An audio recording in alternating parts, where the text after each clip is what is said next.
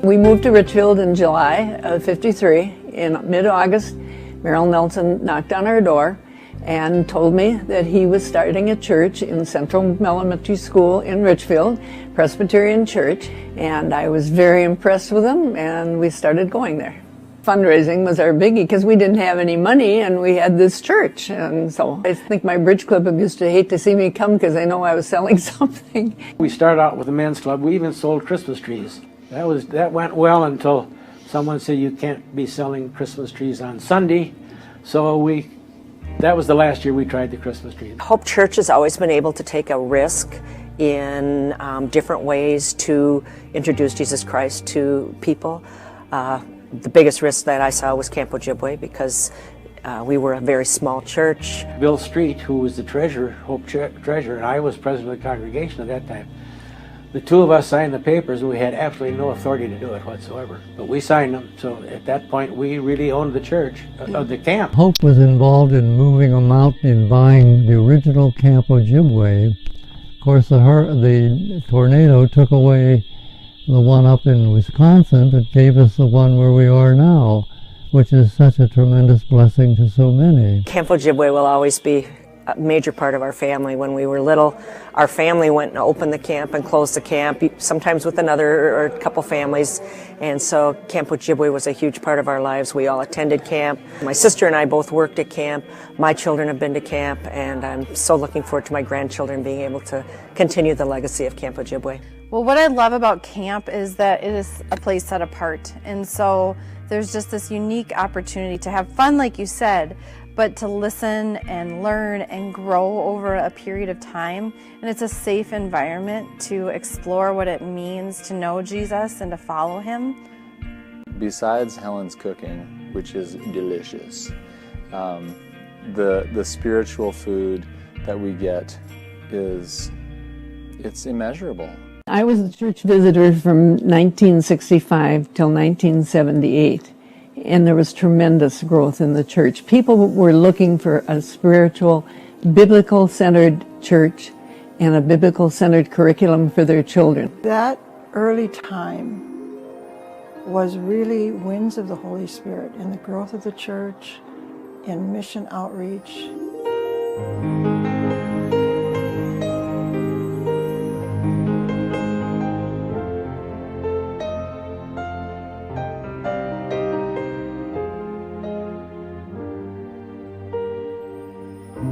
Our youth programs became stronger and stronger. We had Wednesday nights for kids in junior high and Thursdays, I think, senior high or something. We had Bible schools that reached out to the neighborhood. We had Children of Hope, a singing group of young adults that went out through the 5-state area and shared the message of Jesus. Young Life was based at Hope Church from way back in the 60s. And most of the leaders that we recruited as Young Life leaders came out of the adults at Hope Presbyterian Church. I grew up coming through student ministries here at Hope. That's why I got plugged in, serving even before I got this job. And then now being able to come back and take this job and step in and be a part of kind of on the opposite end and be someone for other kids now is a pretty special thing. Kids got to meet adults outside of a church context in the community, and that's a whole different relationship than when you come into a church building and try to find your place. It's ministry the way that Jesus would do it, showing up. It's the ministry of presence.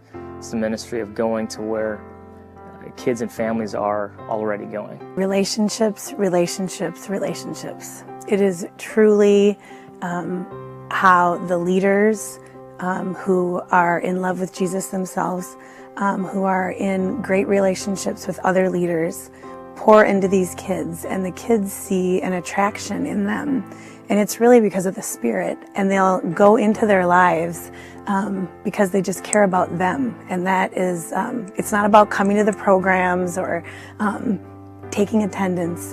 It's about true relationship. The whole relationship piece of Hope and me, it's like just who I am. It's from the very beginning with relationships with friends and my cousins and my sister, and my parents and grandparents. And then as, you know, it went on, I met my husband through Hope, and my kids grew up at Hope and Camp Ojibwe, and all the things that did for me personally as well as my family. So a big part of who I am is Hope. I just think that it's awesome how here at Hope we create a space for so many different types of people.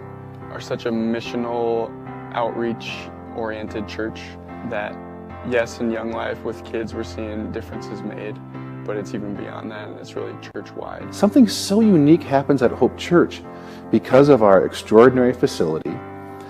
The world comes to us to take part in the ministries that we're able to do here because we have such a large building and have the capacity to feed lots of people and have the capacity to have a store where we can clothe people and storage closets where we can help as prisoners are coming out of jail and need a suit for an interview, and space for preschools and before school and after school care that touch our neighborhood and community. We don't have to go out into the community in the same way that other congregations might, because the community is coming here, joyfully coming here. Hope is uniquely positioned in this community. It's viewed as a central place. It's like a community center, and so I think we should lean into that opportunity and see what God has for us. The struggle with our current presbytery has been ongoing for 40 years, as long as my memory can, fathom. Craig would come home from presbytery so frustrated that it took away our energy. It distracted us, and it's time to not be distracted. I haven't heard someone make a comment about denominational issues in the last, 2-3 months, so I'm just thrilled that we're focused on what we're doing and where we're going and all the excitement and joy. I think we're going to be able to just really catapult into the places that we'd like to be. One of the things that I loved about ECO when I first began to go into some of those meetings was the comment something like this: if you want to be challenged, if you want to go out in some uncomfortable ways, if you want to become relevant and do some church planting and new things, then you come and join us. And that's what excites me about this, is what God might do in the future. It's so exciting to see the focus of ECO in equipping people to share their love of Jesus, equipping people to do it both locally and globally. And I think we'll be among other churches that are looking for that same focus. And I think it's going to be an exciting time. I can feel something. What we are doing in student ministries itself is what ECO is about, which is being centered on Jesus, centered on justice, and looking at ways that we can serve those around us. I, as a parent, am thrilled that the authority of Scripture will continue to be upheld, that our high Christology as a church will continue to be upheld through ECO. And students might not know specifically what that means, but the leadership will trickle down into the leaders that we call to lead our youth. And it's very, very important. I think that this new affiliation is going to bring new blood, new insights, that are going to be very exciting to the people of Hope Church, and that we in turn can share with other churches what God is doing on Portland Avenue in Richfield. I know that Craig would support this move to ECO 100%.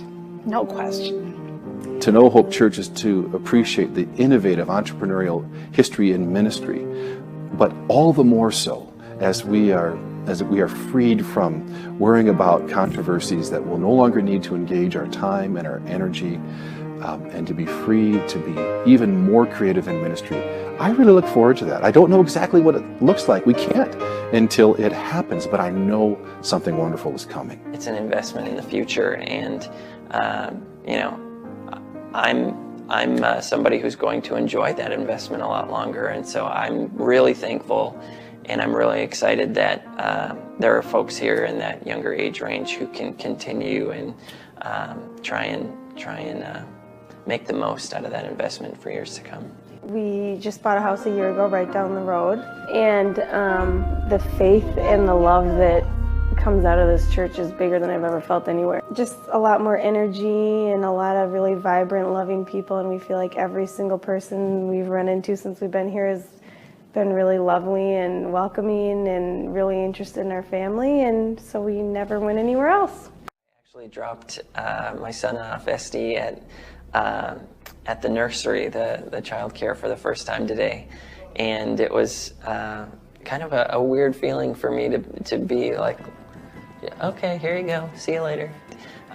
Seeing Heidi Connors and her WWAM, KWAM overview today, the joy that those kids have and the growth that's been going on there has just been giving me confidence in the next few years that he'll be able to grow up and have a lot of fun getting to know Jesus and having friends that are rooted with good families in that way. So we're very excited.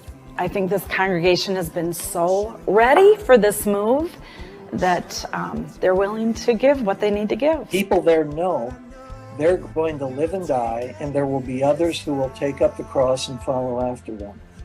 And that involves how you handle your money. And thank heaven someone did that for us. Now who are we going to do it for? Give till it hurts. No, give till it feels good. It is all the Lord's, and when you understand that, it gives you a better feeling. It's better. Giving is so much more fun. God has provided before, and God will provide now. And even though you personally think, oh gee, I can't do this right now, think about it, pray about it, you'll do it, and we'll get there. The people of Hope who have risen to other challenges, they've dealt with other mountains, and I believe they're going to come through. Many of them are now in heaven, but there are a lot of wonderful new people who are part of our fellowship who can raise the banner high, and I just have every confidence that we'll realize God's blessing as a result of it all. I would just say give $1, give $5, whatever it is that you can give. I think it's an investment that you'll look back on and go, you know what, it was small at the time, but it added up and we made it there, and I got to be a part of that. This is going to be a big one. This is a legacy that will be left for, as they say, my children and grandchildren, and hopefully great-grandchildren. I had a conversation with somebody just this past Sunday, and this person said, I have a little money to give. It's not a lot, and it's a modest amount, but I'm not sure where I should give it. Should it just go to regular giving, or should it go to this Mountain Movers campaign? I said, we of course need regular gifts that help sustain what we do, but I think you should bring your gift to the Mountain Movers campaign, because I think you're going to want to say, I participated in this mighty work of God that's unfolding at Hope Church. And that's what I want everybody, you don't want to miss this. Something unique and special is happening. Be a part of it. Be a part of it.